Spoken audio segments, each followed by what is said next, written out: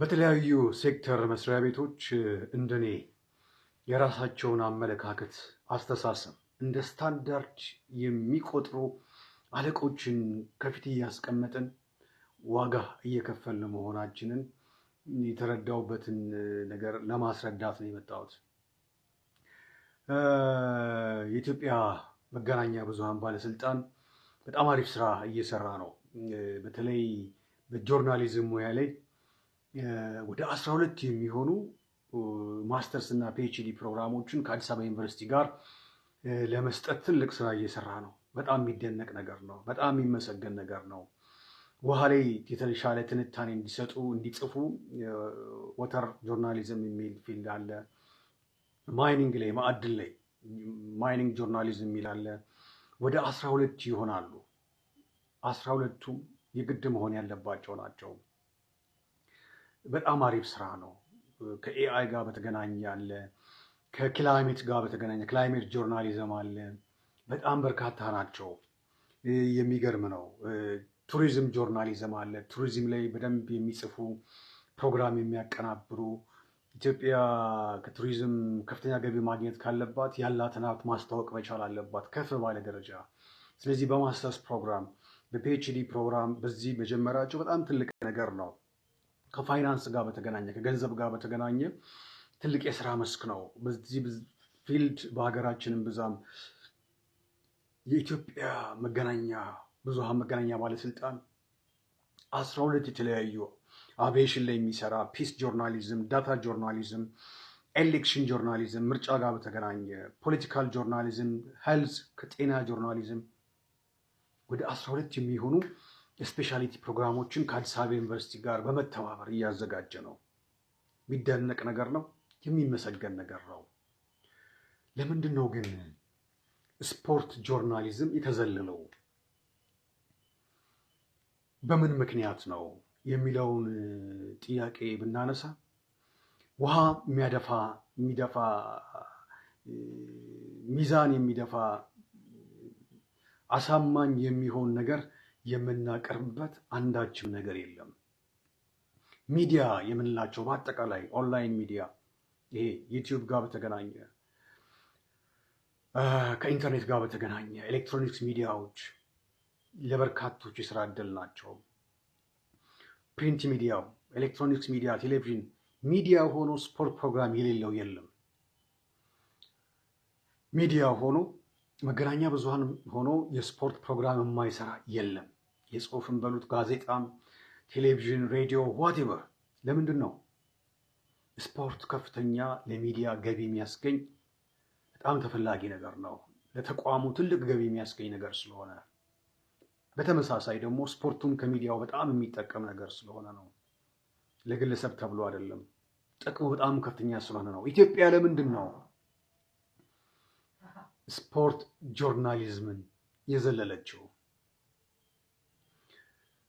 በየተቋሙ ላሉ አለቆቻችን ስፖርት ጨዋታ ነው፣ ኢንቨስትመንት አይደለም። በየተቋሙ ላሉ ኢትዮጵያ ከፊት ላስቀደመቻቸው ሰዎች ስፖርት እርግጫ ነው።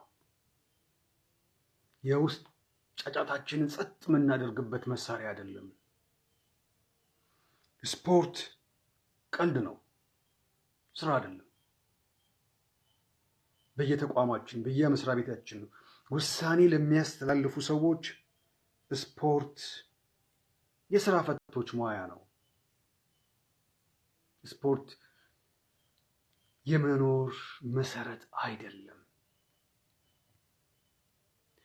በጣም እየተቸገርን ያለ ነው። ሰፋ ያለ አስተሳሰብ የሌለን ከፊት እየቀደምን በብዙዎች ላይ በሀገር ላይ ውሳኔ እያሳለፍን በመሆናችን ብዙ ዋጋ እየከፈልን ነው። በጣም የሚገርመኝ ስፖርት ጋር በተገናኘ ከ7 ዓመት ወዲህ አንዳንድ ነገሮች ጥሩ ነገሮች ቢኖሩም ኢትዮጵያ በታሪኳ ከሌሎች ሀገር በተለየ መልኩ ለስፖርት ያላት ነገር የደበዘዘ ነው። በዓለም ላይ ወደ 210 ሀገራት አሉ። ከሃይ ስኩል ስፖርትን ወይም ፊዚካል ኤጁኬሽንን ለማጥፋት ሞክራ እንደው በትግል እንደው በትግል ያልተሳካላት ሀገር ብትሆን ኢትዮጵያ ነች። ሃይስኩል ላይ ፊዚካል ኤጁኬሽን የማይሰጥባት ብቸኛዋ የዓለማችን ሀገር ኢትዮጵያ ብቻ ነች። ይህ የሆነው ከባለፈው 7 ዓመት ወዲህ ነው። እኔ በተለይ እንደው ላመሰግናቸው ይገባል። ትምህርት ሚኒስቴር ሚኒስትር ዴታው በጣም ስሜታዊ ሆኜ የነበረ ውይይት ላይ በጣም ታግሰውኛል ማለት እችላለሁ። ኢትዮጵያ የፈረመቻቸውን ውሎች በዘነጋ መልኩ ባለድርሻ አካልን ሳያነጋግሩ ከሃይስኩል ፊዚካል ኤጁኬሽንን ኪክ አውት አድርገውታል። በስንት ትግል 9ና 10 ለዛውም አንዳንድ ክፍል በዓለም ላይ ስታንዳርዱ 3 ክሬዲት አወር ፐር ሃወር ነው። ሃይስኩል ላይ የለም።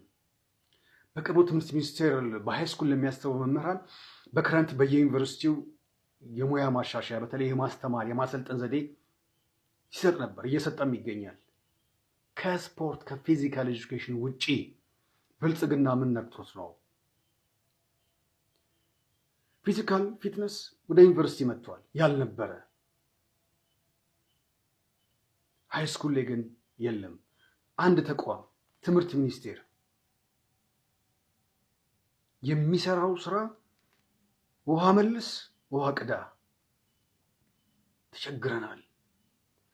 በሰዎች እጅ ላይ ወድቀናል። የሰው ልጅ መሬት ላይ ወድቆ የሰው ልጅ ዕጣ ፈንታ የሰው ልጅ ተውት፣ እሱ በየተቋሙ የሚወሰኑ ውሳኔዎች አለቆቻችን የሚወስኑ ውሳኔዎች መሬት ላይ ካልወደቁ መቼም ቢሆን ዋጋ መክፈላችን ይቀጥላል። ምን ትላላችሁ? ጠብቃለሁ ኮሜንት ላይ። አመሰግናለሁ።